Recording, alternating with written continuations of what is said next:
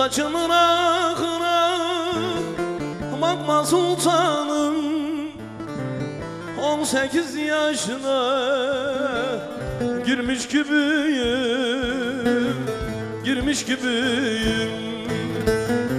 Belki senden 3-5 balı yaşıyım ama zincire vurulmuş aslan gibiyim. Belki senden 3-5 kilo yaşıyım ama zincire vurulmuş aslan gibiyim.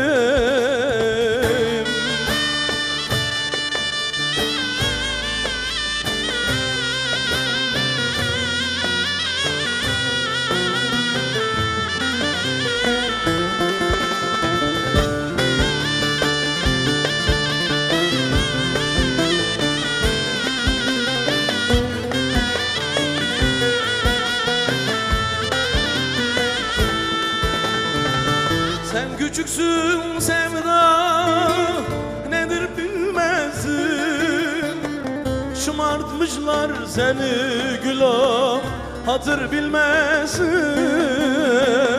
Gönül yıkarsın, seni sevdim desem balık belki kızarsın. Ondandır karşımda dilsiz gibiyim.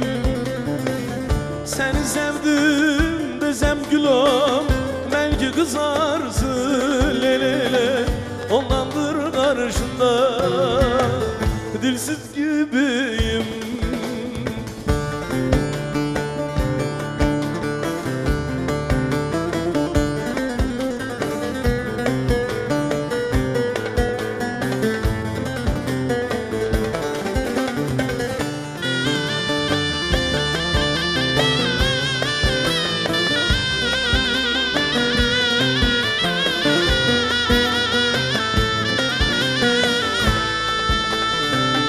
Doğanayım dönmem ölüm olsa da, güzel olur gönül kimi severse, kimi isterse. Dünya alem bana yer yer karşı koysa da, lile, acaba ben senden vazgeçer miyim?